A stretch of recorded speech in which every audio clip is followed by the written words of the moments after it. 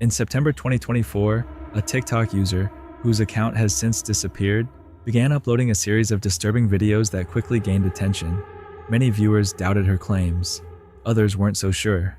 It all started after she and her young daughter were followed to their apartment by a man who appeared to be arguing with someone who wasn't there. In the video, the man stands outside her door, gesturing and yelling at empty space.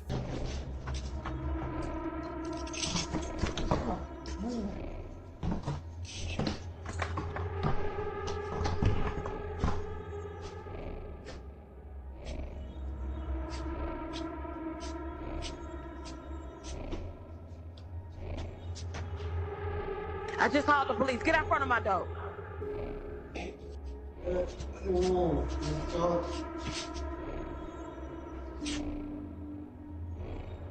I know you heard me. Get out front of my door.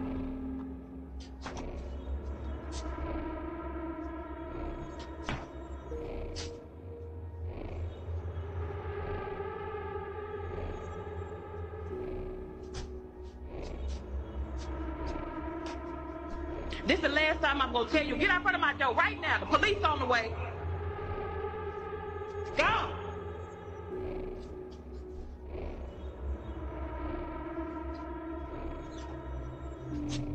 Thankfully, he eventually leaves. But when she reviews the footage later, she notices something even stranger.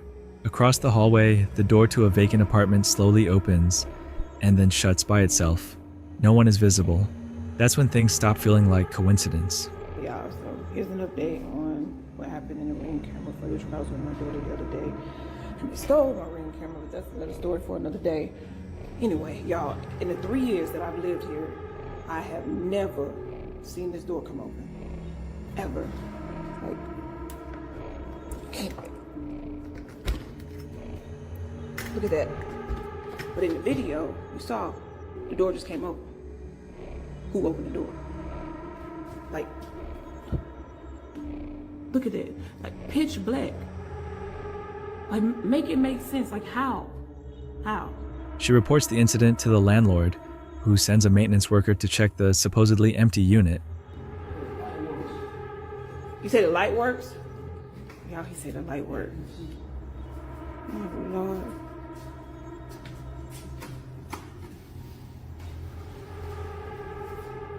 The fuck?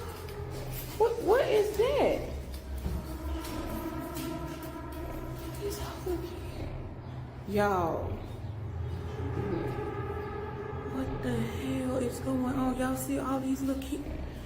They put kids' shoes up in there. What the? So how did? So hold on, because no, this other day the door came open when I was in here. So if the door came open, like, nah, I'm sorry, I'm not. Okay, y'all. So remember the thing? I thought it was a snake. I really thought it was some plastic, but y'all, I'm not finna get close to this shit. But this is real snake skin. Oh my God! Look at this shit. But shaken by everything, she decides to leave the apartment altogether, vowing not to return. Then she reviews the footage again. And that's when she notices something that truly terrifies her. And I noticed something in them pile of shoes. Those frozen Elsa boots, whatever you want to call it. Those boots are my daughter's. Like, I'm gonna show y'all a picture that me and my daughter took, like, I want to say like 2 months ago. Yo, this is crazy because I really thought she just lost them at school. Those shoes belong to my daughter. Around the same time, several children's shoes had reportedly gone missing from the building. She begins to suspect the man who followed her and her daughter, but before jumping to conclusions, she questions neighbors and the property manager, trying to piece things together. Okay, so tell me again, like, how long has it been since somebody stayed in that room or been in that room? Oh, shit. It's 6 years. 6 years. 6 years. So y'all ain't been up there and did no type of checks, like none of that. 6 years. Somebody in this building must be going around here just collecting shoes. I'm not gonna say collecting, stealing little kids' shoes around here. And the reason why I said that is because I've talked to at least 2 or 3 different people in this building who have said that their children been missing shoes. So I'm thinking that somebody has access to that room and they're going around stealing shoes and then taking them and putting them in there. But my question is, though, why though? Like, make it make sense. Armed with new information, she sets up a hidden camera and devises a plan. This right here is gonna let me know who been in this building stealing these kids' shoes, and also who the hell has access to that room right there. That's when the activity escalates. She begins hearing what sounds like a baby crying from inside the vacant apartment. The crying comes and goes, echoing through the hallway.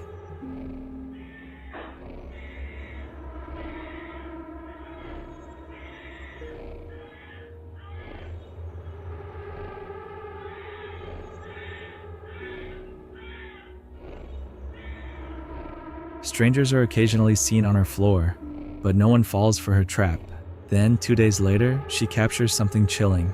In the footage, a neighbor steps out of her own apartment after hearing the crying baby coming from the vacant unit. Moments later, something happens that viewers still debate.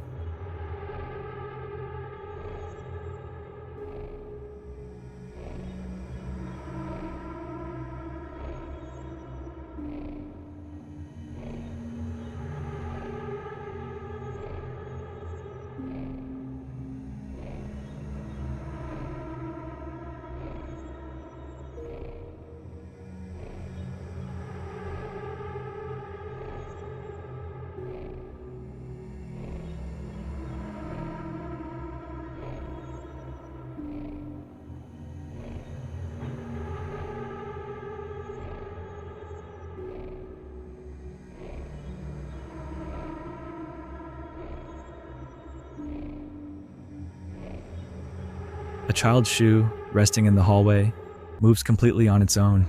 No one touches it, no visible string, no clear explanation. Shortly after posting this final clip, her account goes silent, deleted. No follow-up, no resolution. Was it paranoia? A staged hoax? A disturbed individual in the building? You decide. Also update, as you can see, property manager came and put a lock on the door. And whoever was in there, the fuck? Just. In the summer of 2018, a group of friends gathered at a popular swimming spot in Clark County, Washington, Moulton Falls, where a bridge stands nearly 60 feet above the water. Every summer, locals climb that bridge to test their courage, daring each other to jump despite warning signs posted nearby. On that day, Jordan stood on the edge with her friends. She was nervous, unsure. Some of them tried encouraging her, helping her build the confidence to leap. But her best friend Taylor stood behind her, and without warning, she shoved her. 3, no, I won't go in 2. Well, she's saying no. No, I just... Ready? Oh, that's so... 3, no, I won't go in 2. Well, she's saying no. No, I just... Ready? Oh, that's so... Jordan plummeted 60 feet, completely unbalanced, unable to control her fall. Instead of a clean entry into the water, she hit face first. Even for trained cliff divers, a jump from that height can be extremely dangerous. The impact left Jordan with 6 broken ribs, a punctured lung, and severe bruising across her body. It was immediately clear something was terribly wrong. The incident quickly made national headlines. Taylor later gave interviews expressing regret, claiming she never meant for Jordan to get hurt. But Jordan wasn't even allowing her to visit in the hospital. To Jordan and her family, this wasn't a prank gone wrong. It was reckless and life-altering. Beyond the physical injuries, Jordan suffered emotionally. The fall left her dealing with trauma and symptoms consistent with PTSD. In court, she struggled to speak about what happened and needed her mother's support to explain just how severe the impact had been, both physically and mentally. Injuries I faced were 6 broken ribs. I had punctured both my lungs. I had a hematoma behind my throat. I had torn my muscles in my rotator cuff. which reflected in the dropped shoulder, and I had very bad bruising all throughout my body. I'd like to sincerely apologize to Jordan Holgerson, her family, and friends for the pain and humiliation I have caused by my mindless action that occurred last summer. Taylor eventually pleaded guilty to reckless endangerment. The defense argued for no jail time, but the judge disagreed. She was sentenced to 2 days in jail and 38 days of community service. Jordan made a full physical recovery. And the bridge? It's still there, still drawing crowds every summer, still tempting people to test their bravery, sometimes with consequences that last far longer than the fall itself. This next clip shows a person that started recording after hearing strange, unsettling noises echoing through the woods. At first it sounds distant, but then it grows louder, sharper, almost intentional. Some viewers were quick to say it was probably a bobcat. And to be fair, certain animals can make screams that sound disturbingly human, but others weren't convinced. The tone, the rhythm, the timing, it didn't sit right with everyone watching. Whatever it was, the person behind the camera didn't stick around to find out.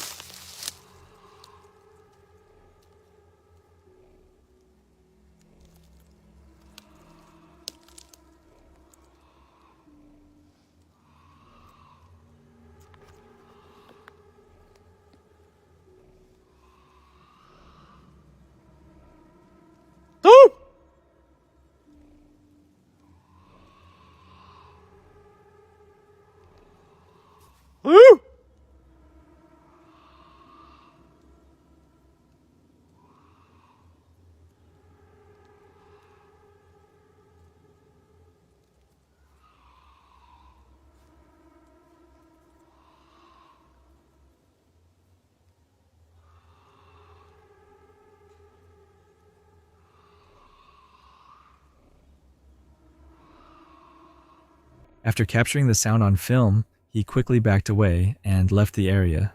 Was it an animal or something else? You be the judge. On May 18th, 2025 in Hsinchu City, Taiwan. At 10:25 in the morning, security cameras inside a local cafe captured what looked like an ordinary, slightly busy day. Customers stood in line. Staff moved quickly behind the counter. Nothing seemed out of place. Until, in an instant, everything changed.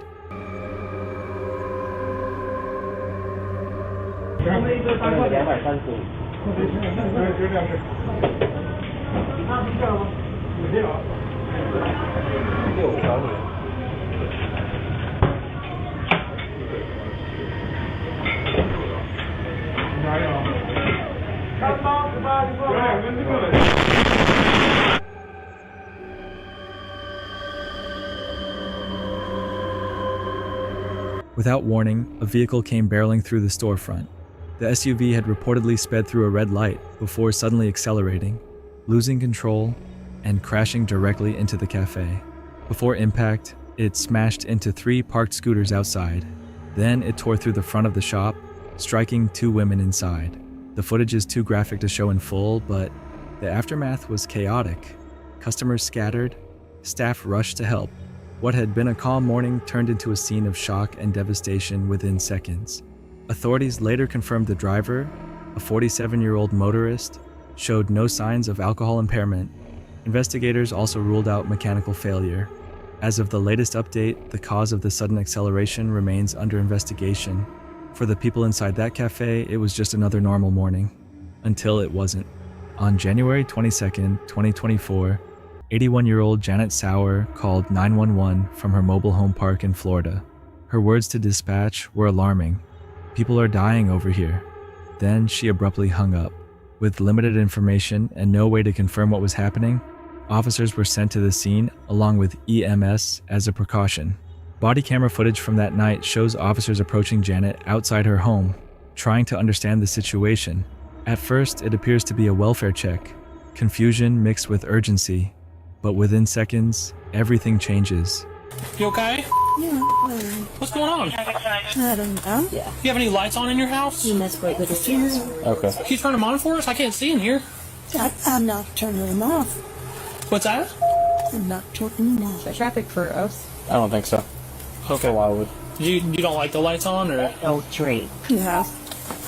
Well, what's going on? I'm trying to help you here.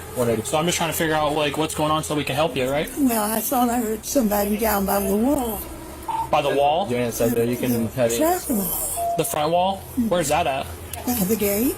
By the gate? Do you want to come show us? No, I'm not coming out when it's cold. Oh, okay. All right.